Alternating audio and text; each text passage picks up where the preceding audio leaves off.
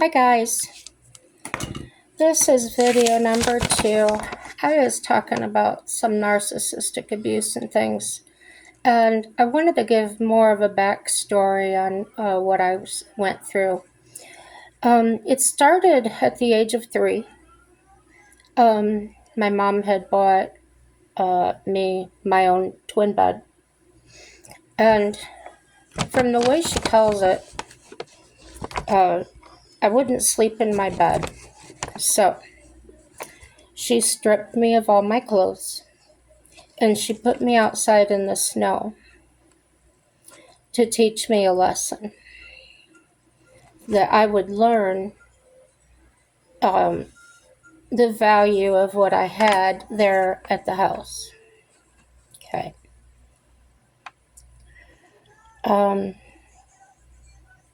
I was a tiny child. I was thin, almost underweight, because my grandmother talked about it constantly, that she wasn't feeding me enough.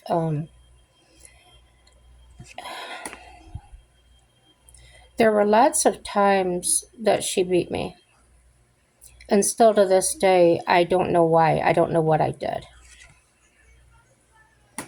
And when I asked her about it several times over the years, she would just say, I never did that. Okay. Also, from the time I could understand words, she would tell me, when you're 18, you're out of my house.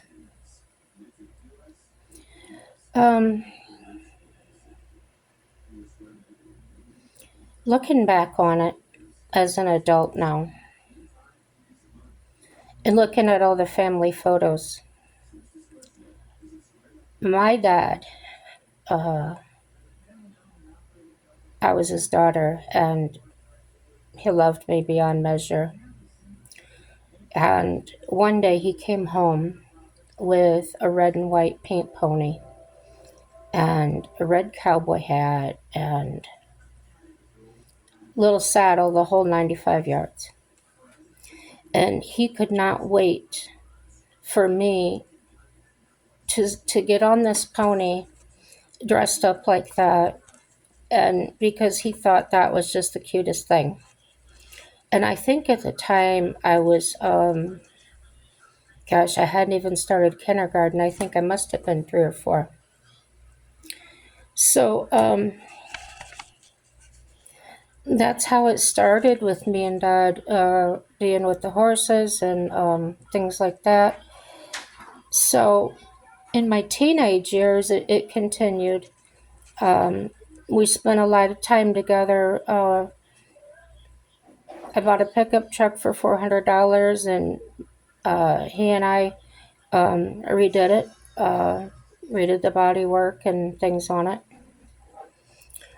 And he taught me how to weld. He was a welder at the steel mill. I can't recall specific times. I think it started when I was 12 or 13, when I started filling out. She started telling me I was too fat, and I wasn't. So she made me sleep in garbage bags because she thought that would make me lose weight.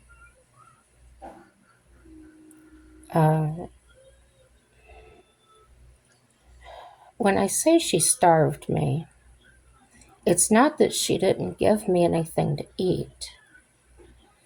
It just wasn't enough. It wasn't enough to sustain me. She would buy those boneless, skinless chicken. They look like chicken strips. And they were just for me. And she would boil it in water.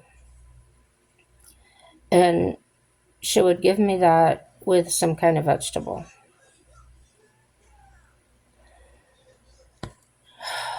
Well,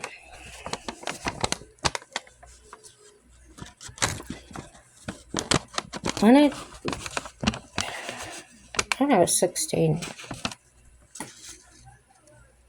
I was I was asking her if I could go to the movie or something, and she flipped out on me. She kicked me out.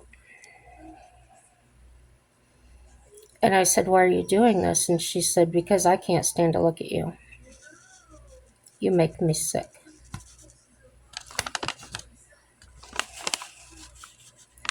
I was 5'4" and 135 pounds, and she told me I was fat all the time.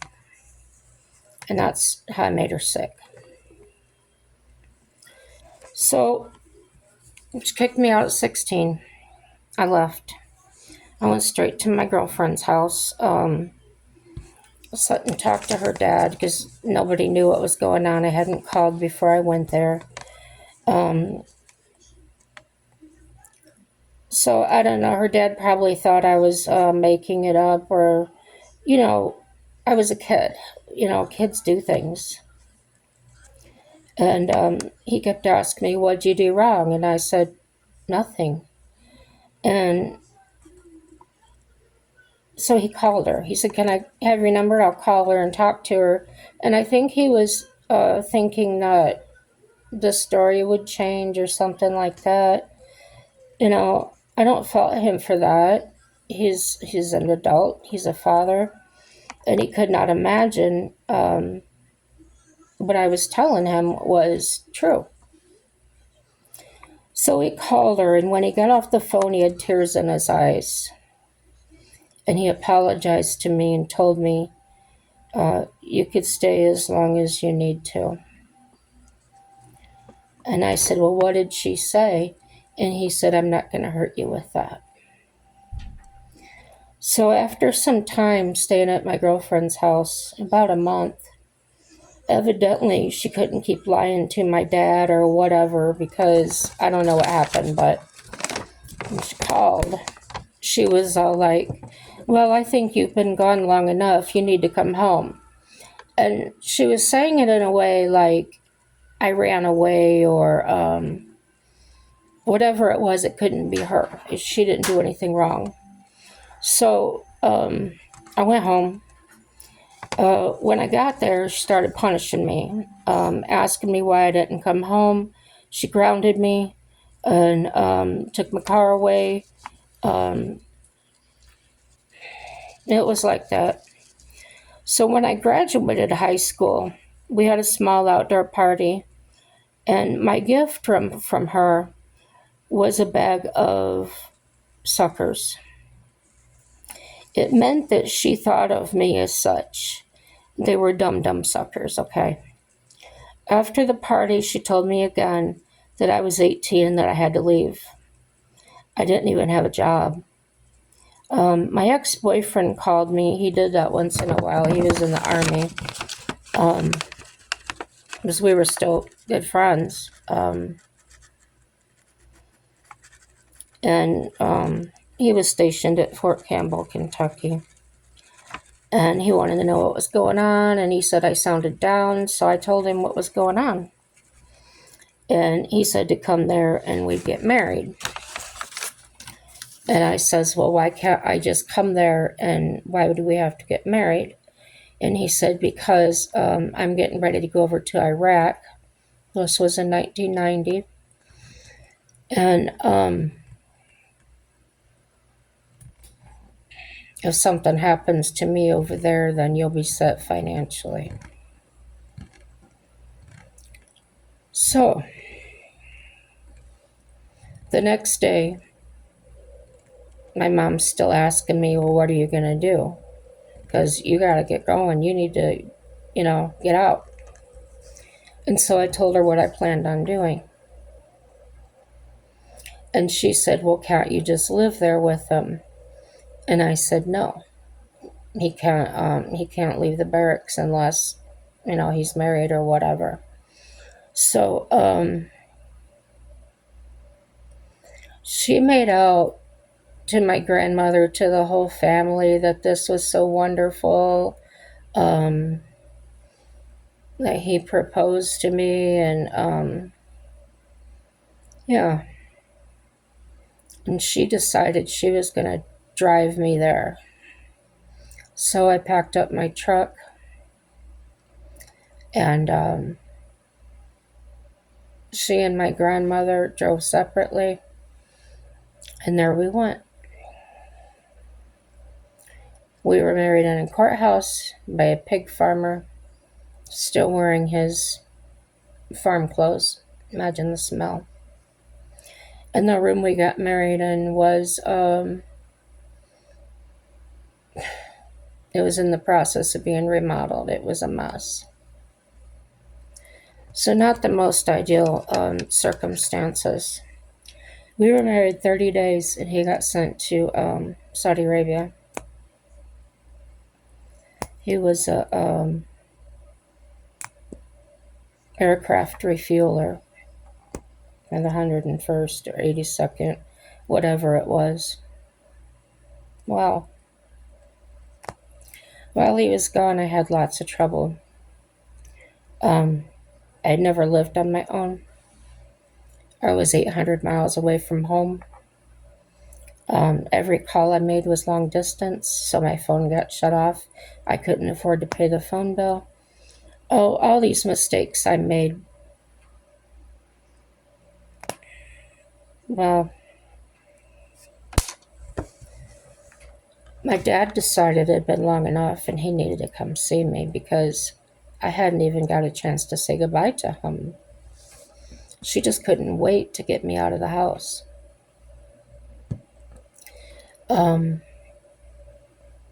So they came down to Tennessee.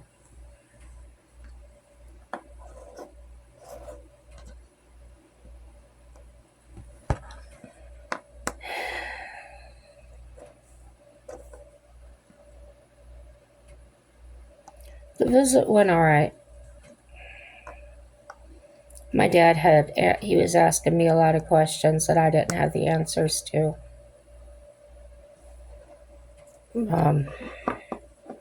She was there and I was intimidated that no matter what I would say, it was going to get turned around or whatever. So it was all about control.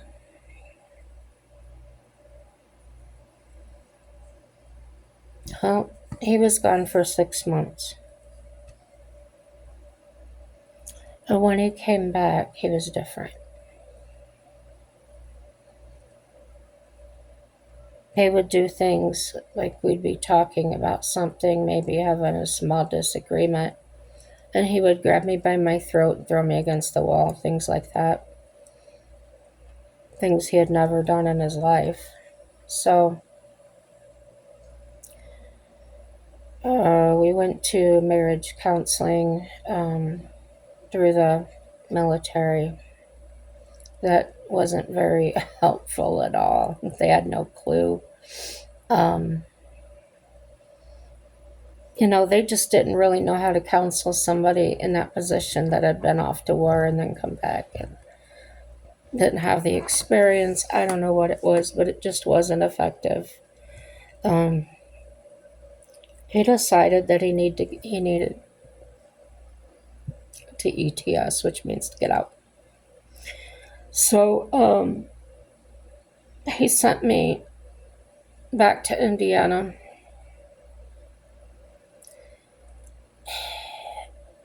When you move with the military, they pack everything up for you. They load a truck, they bring it to you, and then they drop it off.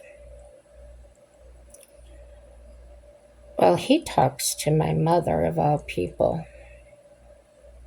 And I said, wait, can I go to your mom's? His mom and I got along great. We still do. We still chat on Facebook all these years later. We've been divorced since 96. And that's how long we've been talking still. Yeah.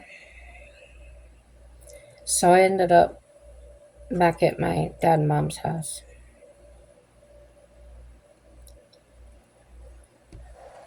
Well, he came back. He got out and he came up there. We got our own place right away. And we were doing all right. Well, he got a job, but it was only contracted for 2 years, I think, 1 or 2 years. And he ended up working there for 3 years.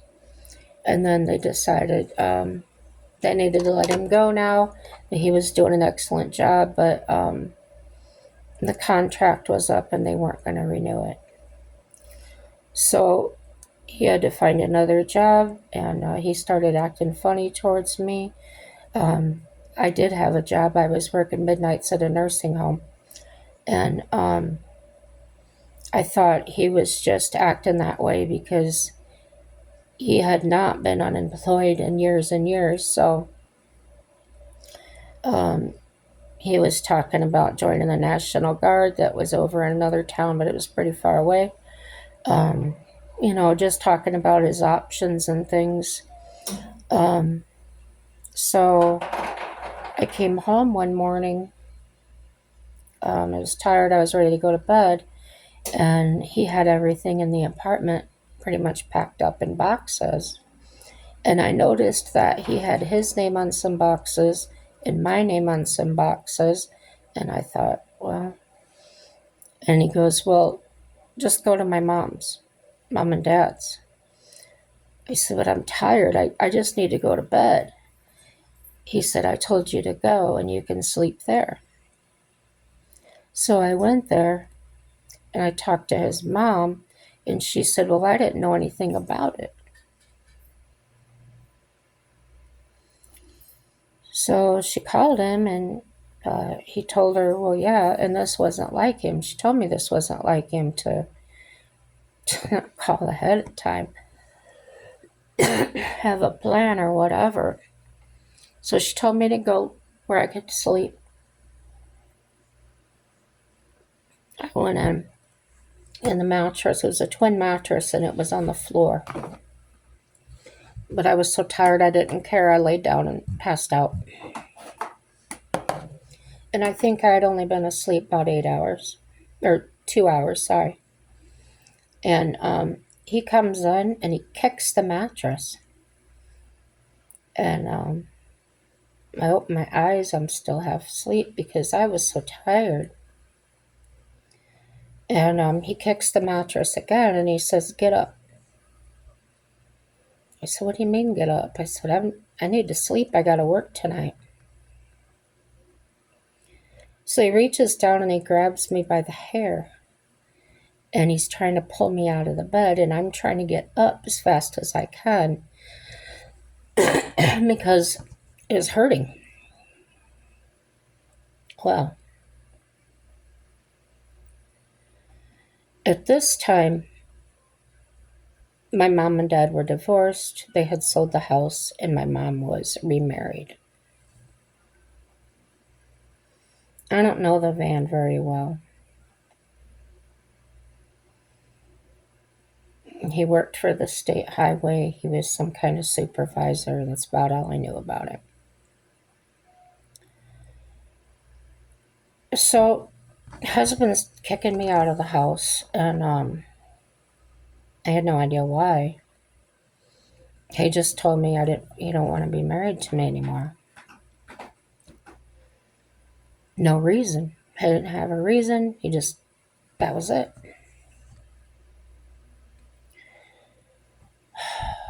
Well, he had talked me into trading my car in. I had a car that I'd paid off. And he talked me into trading it in on a GMC Sonoma. It's a real little pickup truck. So this was only a few weeks after that happened. So we just had the one vehicle now.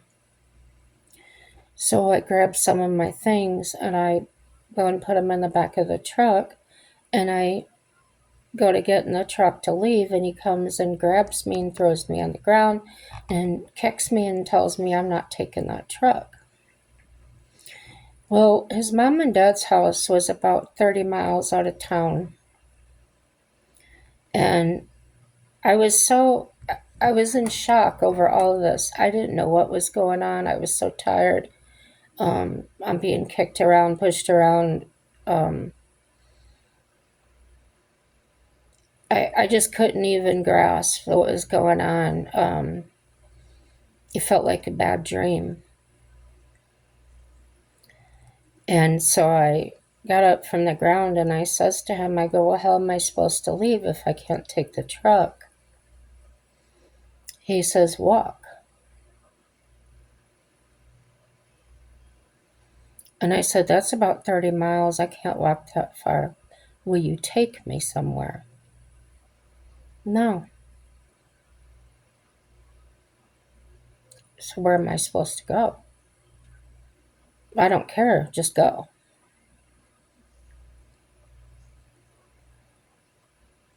I couldn't believe he was talking to me this way. Nothing had happened. We hadn't had a fight. Um, we seemed to be getting along just fine. Everything was good. So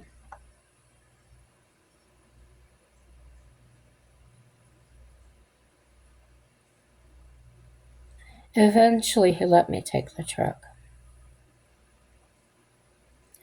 And I took it to work that night.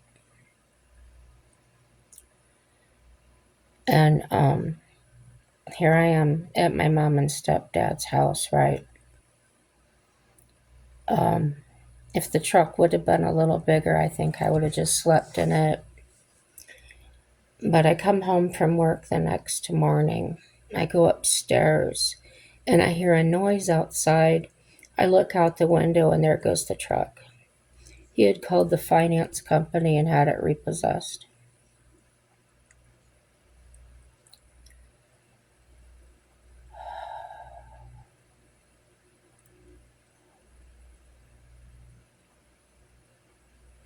As you hear my stories, you'll find out they're all like that.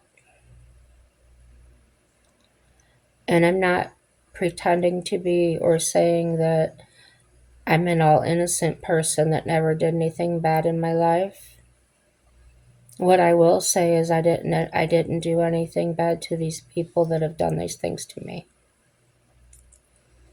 Um,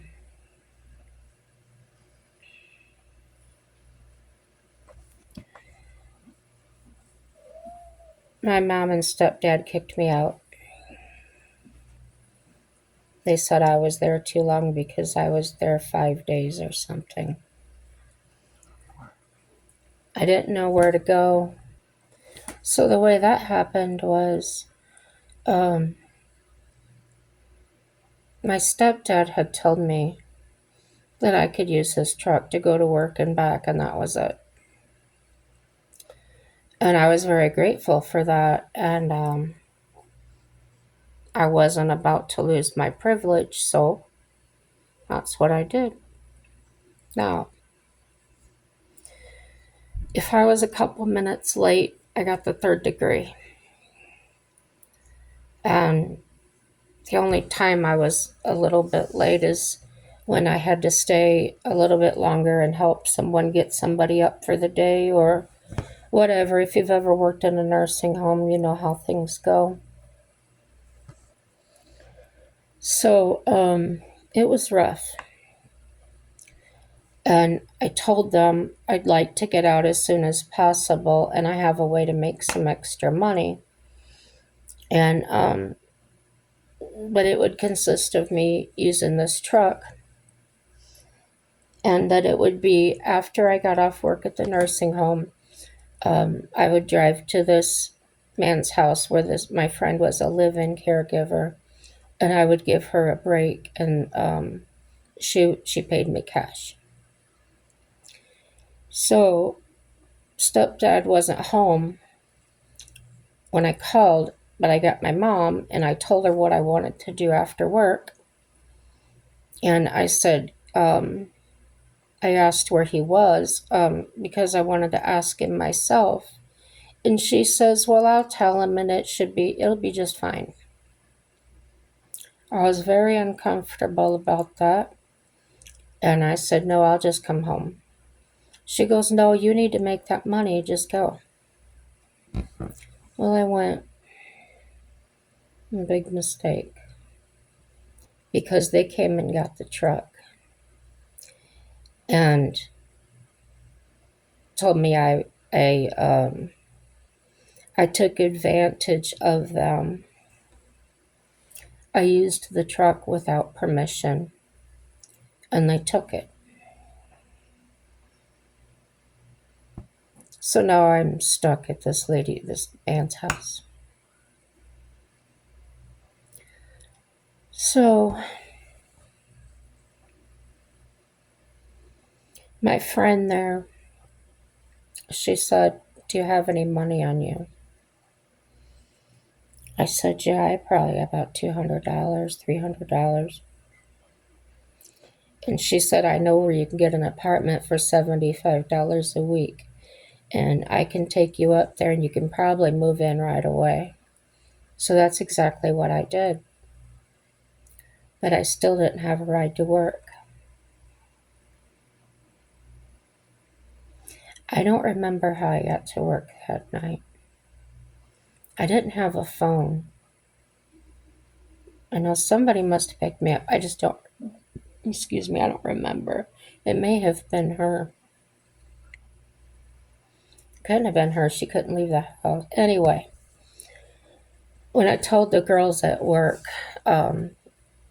they said it was no problem because where the apartment, it was right in the middle of town. So all of them usually had to go by that way anyway. So that's how I was getting back and forth to work. When I had enough money saved up, I went and got myself a little Ford Escort. And then the Visiting Nurses Association was hiring, and they paid $2 or $3 more an hour than I was making at the nursing home. So I went and applied there, put my 2 weeks notice in, and I started working for them doing the home health care. So that's what I was doing. I was living my life. I was doing the line dancing and just living my life. Well,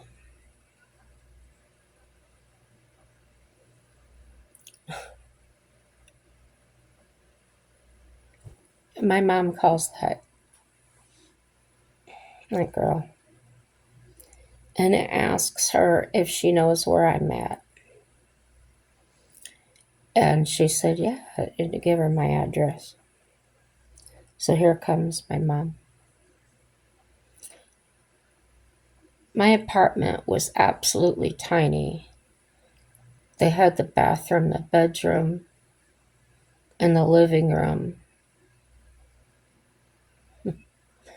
You know what? It didn't have a kitchen in it. No, it didn't. And I had a little closet. So my mom comes there. "How can you live in this? It's so tiny, la da la da da." I said, "Well, I have to do what I have to do, and it's shelter, just taking care of myself." She says, "Well, how about I get you a bigger apartment?" I said, "No, absolutely not. I'm fine." She goes apartment hunting and she finds one. It's an upstairs of a house.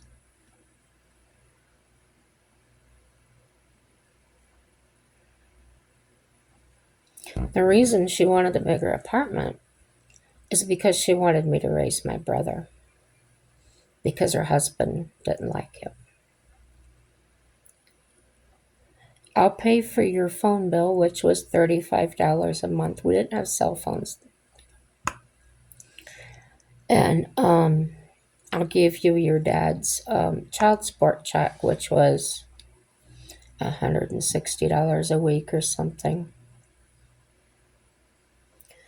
And if you know anything about teenage boys, they can eat $400 worth of groceries a month or in a couple weeks. So that's basically what the child support was paying for.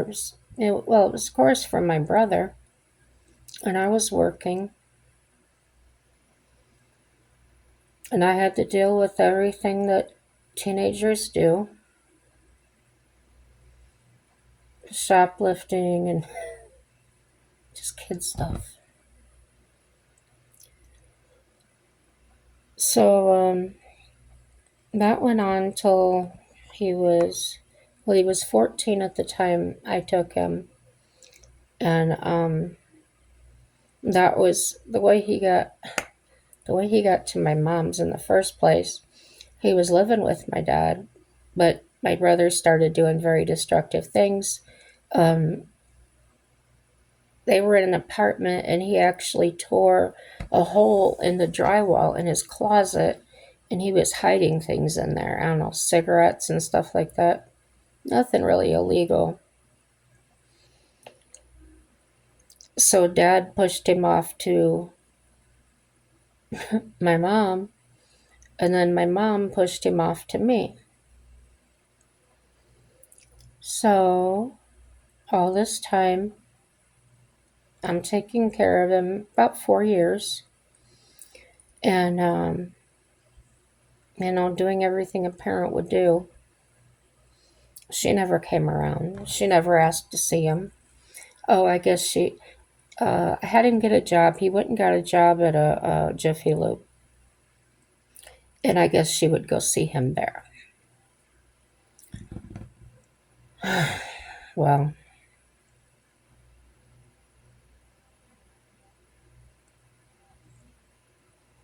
I moved to another apartment, and he was supposed to be paying me half of the rent. So I think he owed me $250 or something.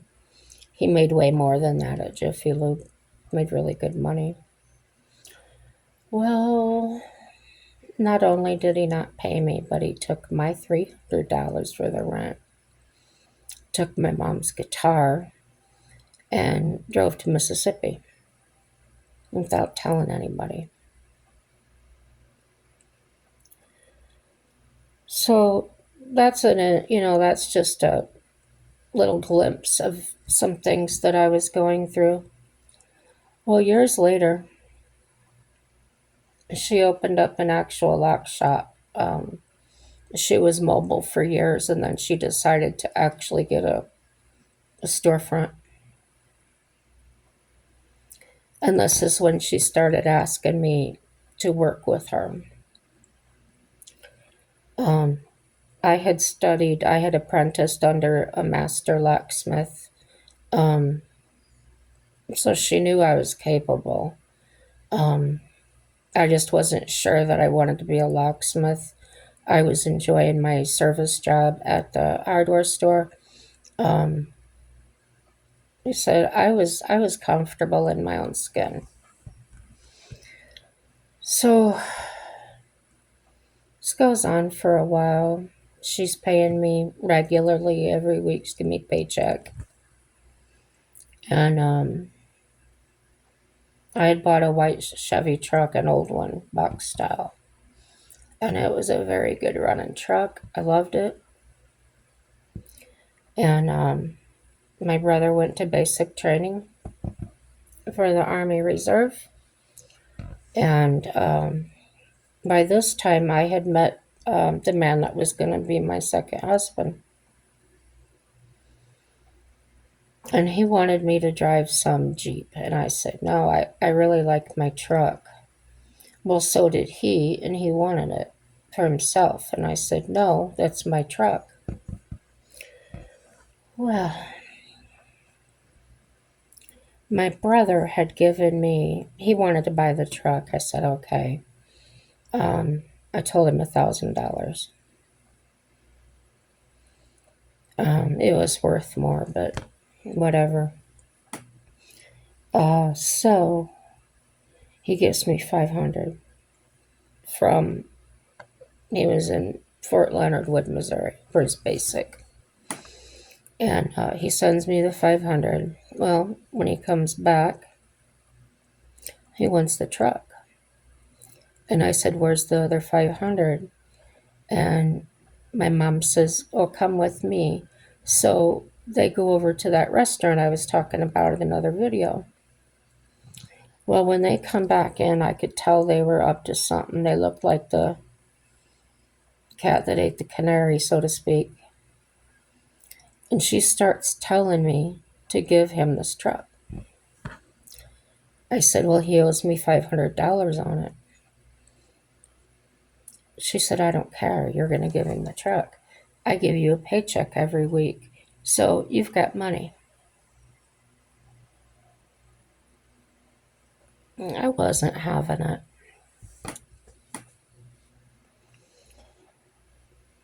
She keeps on and keeps on. I said, "You need to stop." Because she was going into how she gave me, she paid my phone bill and she gave me my dad's support check. Whoopee, right? And this is the first time I really stood up to her, and because I usually I just keep my mouth shut and just go on.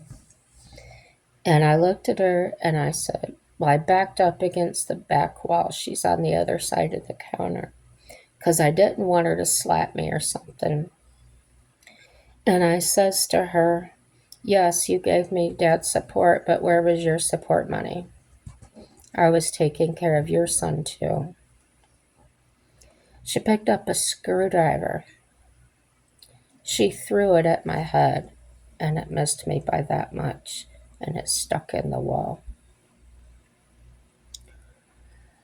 I said, that's it, I'm done. I wasn't yelling or screaming. I just, you know what, I'm done.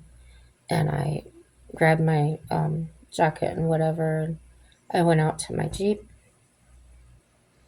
She comes running out there, jumping on the hood of my Jeep. A 40-something-year-old woman. Grabbing my wiper blades, screaming at me, throwing a fit. Pounding on my window to roll down my window so I crack, because I know what she was going to do to me. She just tried to kill me with a screwdriver. And she tells me through the window that I've got her lockout tools. I said, yes, I do. And I'll give them back to you when you've calmed down. I'll come back and we can settle up and you give me my paycheck. I'll bring your tools and stuff like that. Well, she kept on and kept on about the tools. And I said, well, everywhere else I've worked, it usually works that when I turn my uniform in or something, they gave me my final paycheck. So that's the way I was going to handle it. And so she yelled at my brother across the street to get her checkbook. And so I get her tools out because she gives me my paycheck. And I go and deposit it in the bank right away. She stopped payment on the check. To this day, she denies that.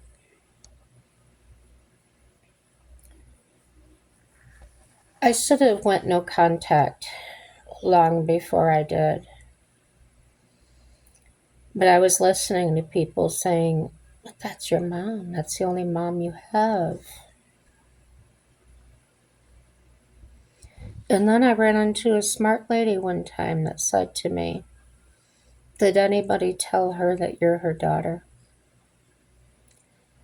And that just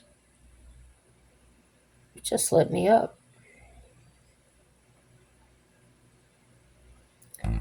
I felt for the first time that there was one person that was on my side.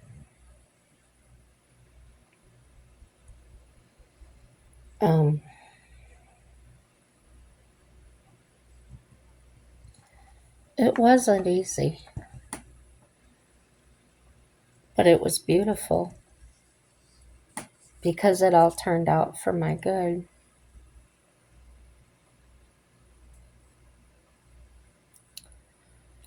So then, with the second husband, we got married now.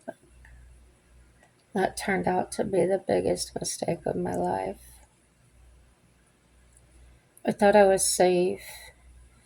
He was a firefighter, EMT, 20-year charter member of his church. He was a corrections officer. Didn't smoke, didn't drink alcohol or anything. And one day he snapped. And he put a gun to my head and told me I was going to die. Out of nothing. Just out of nothing. We were sitting there watching TV. He got up and left the room, and when he came back, that's what he had. His 9mm.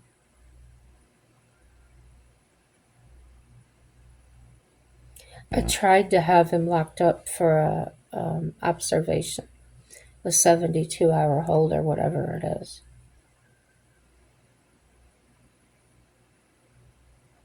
He went and talked his talk and got out of it.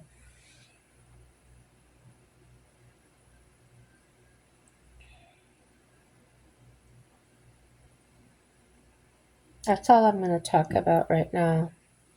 I'm not sad. I'm not upset. I just don't want to push it. Yeah, thanks for listening, guys. It really does feel good to get it out and talk about it.